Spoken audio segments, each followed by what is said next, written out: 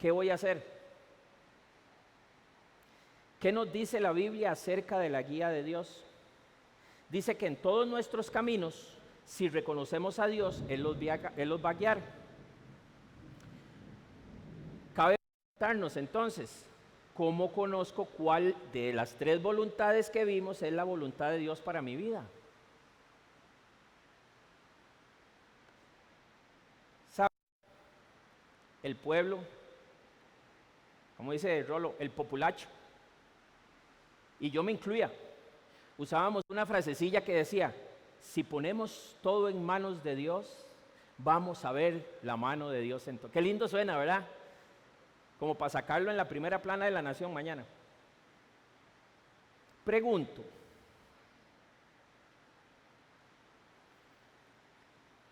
¿es que Dios necesita que yo le ponga mis cosas en sus manos?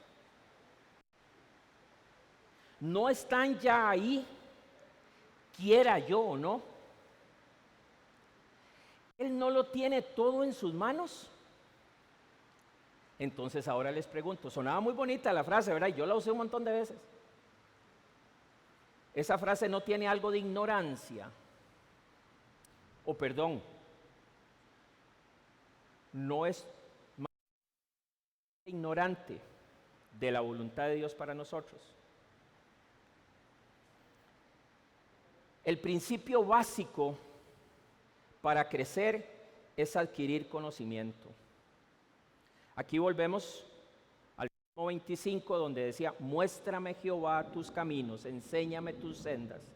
Y el proverbio dice, porque Jehová da la sabiduría y de su boca proceden el conocimiento y la inteligencia. Saben, estudiando la iglesia del primer siglo, para esta conferencia, veo que la mayoría de los libros que nos enseñan a hacer la voluntad de Dios o a buscar la voluntad de Dios o a conocer la voluntad de Dios son muy recientes, son del siglo XVIII para acá. ¿Saben por qué? Porque antes los padres eran los responsables de transmitir a sus hijos los principios por los que debían de vivir, los pilares enseñados en los 10 mandamientos, los preceptos y los que están en el libro de Proverbios y en otros libros de la Biblia, y también la ley moral, el Sermón del Monte.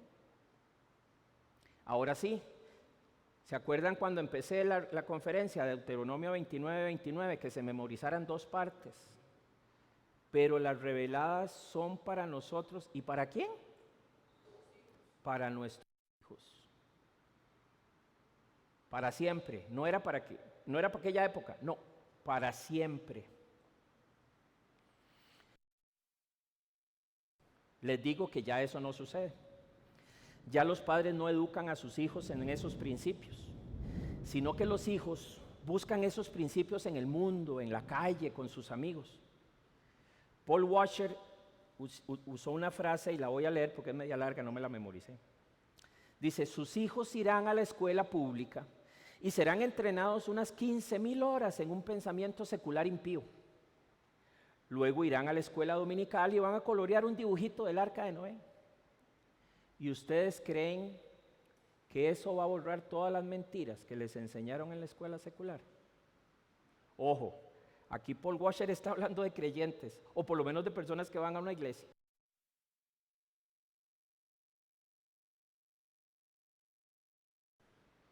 El gran mandamiento de Dios para su pueblo está en Deuteronomio también.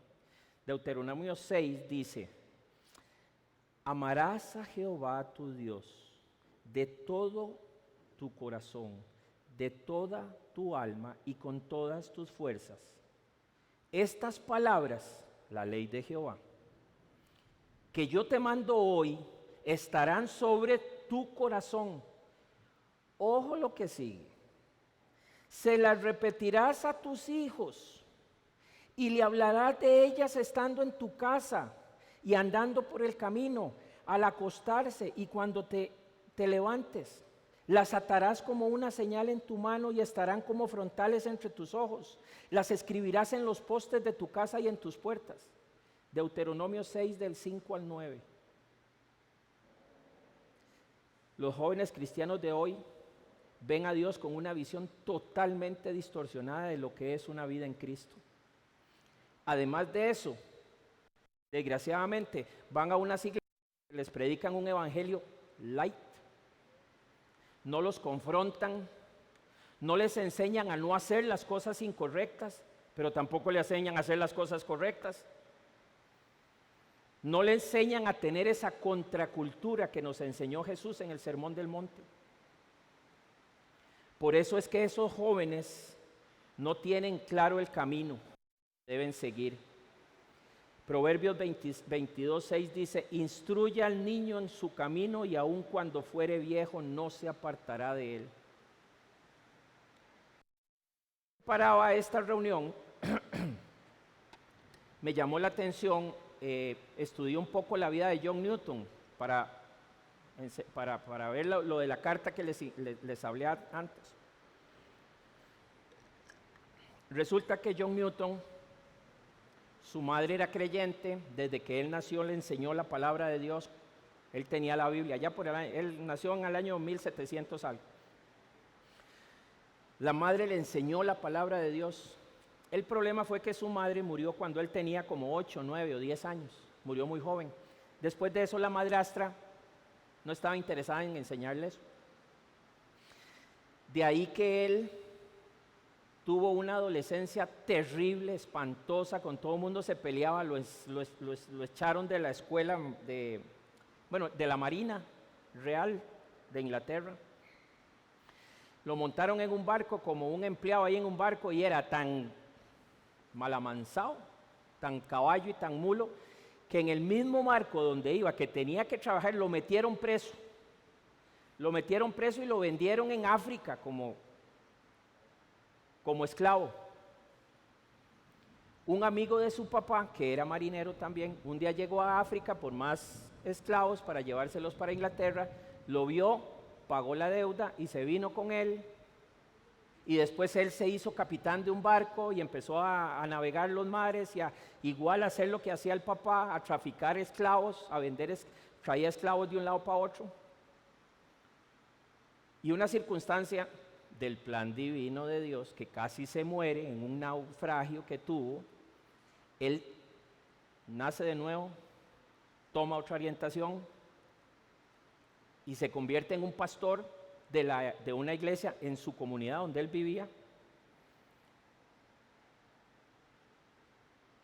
Y en esa comunidad él llega a escribir más de 200 himnos, canciones que todavía hoy se ven.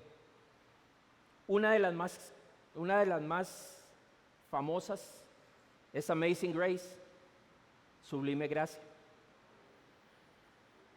Y ahí yo confirmo: instruye al niño su camino.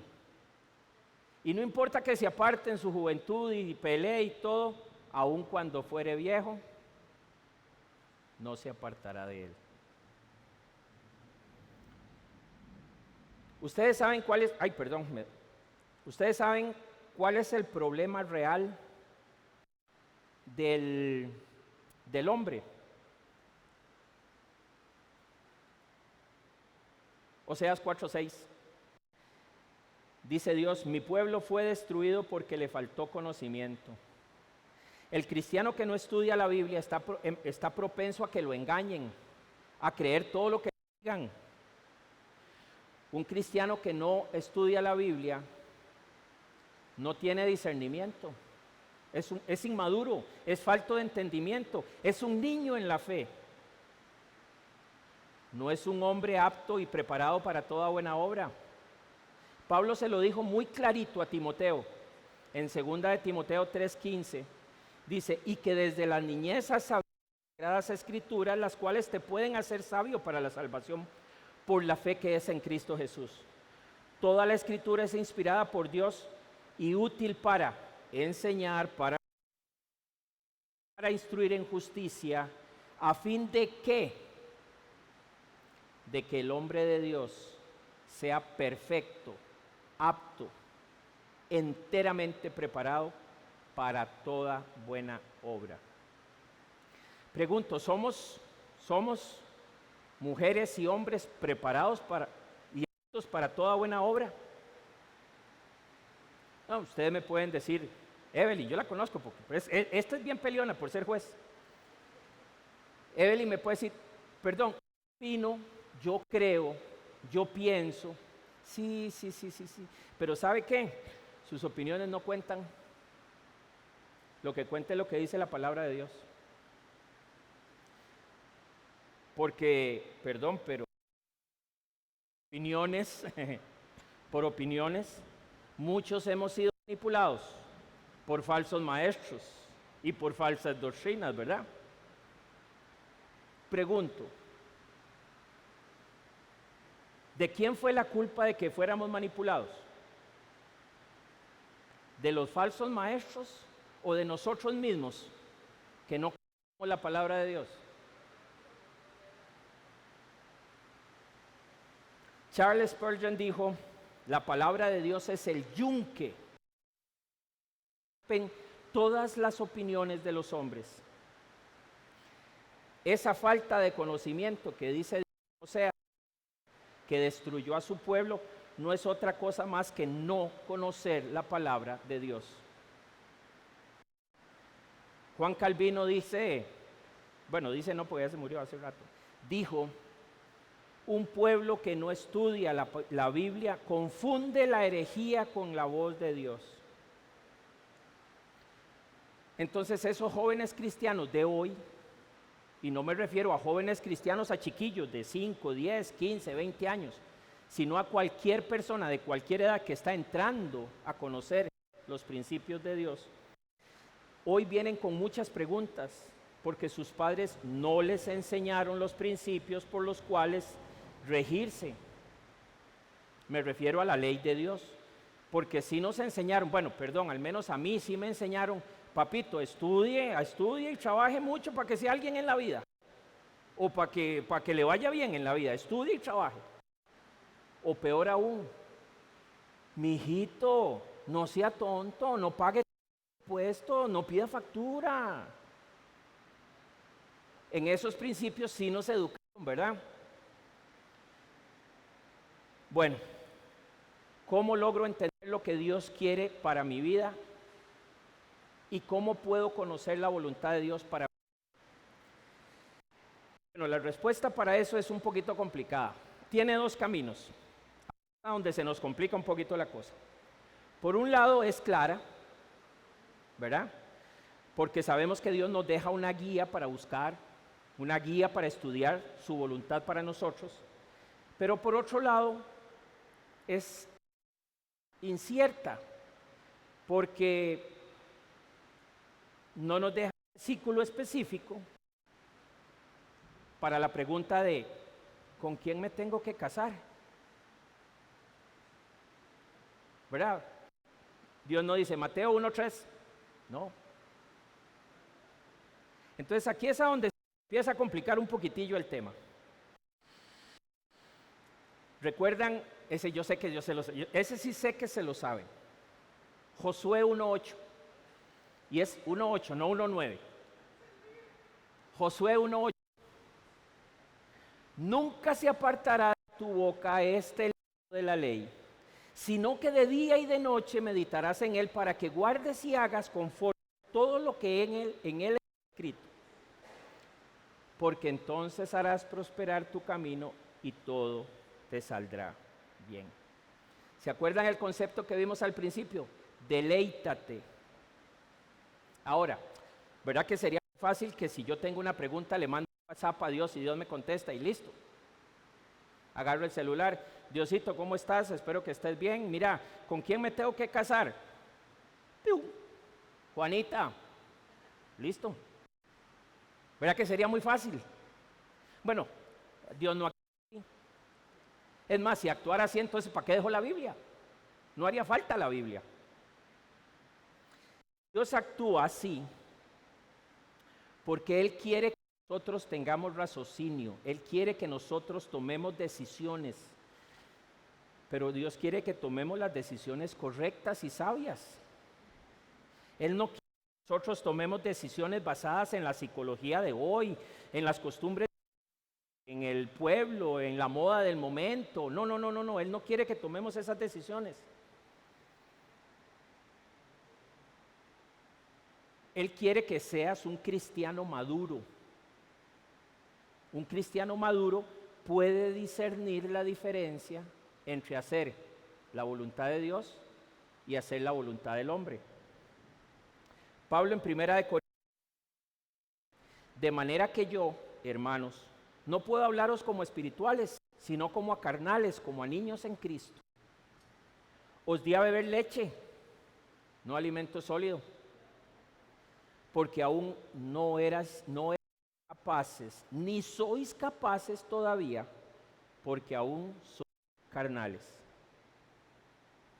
Pablo habla aquí de cristianos inmaduros. La palabra niño, versículo, es traducida del griego nepios. Se refiere a una persona de mente inmadura, no a un niño infante. Y en Hebreos 12 dice, debiendo ser ya maestros muchos de tanto tiempo, tenéis necesidad de que se os vuelva a enseñar cuáles son los primeros rudimentos de la palabra de Dios. Y habéis llegado a ser tales que tenéis necesidad de leche y no de alimento sólido. Nos advierten que la falta de conocimiento nos hace vulnerables a la toma de decisiones. Hay un teólogo que se llama Henry Tolopilo. Henry Tolopilo es un teólogo de una iglesia que se llama Grace Community Church en Los Ángeles, en el Valle de San Fernando de Los Ángeles. Y él usa esta frase y dice, la iglesia carece de discernimiento porque está poblada de creyentes infantiles que no han crecido en la fe. John Piper dejó una frase que a mí me llama la atención. Satanás dedica 168 horas a la semana tratando de engañarte. Y oiga lo que sigue. ¿Crees que puedes mantener una mente renovada con un vistazo de 10 minutos a la palabra de Dios una vez al día?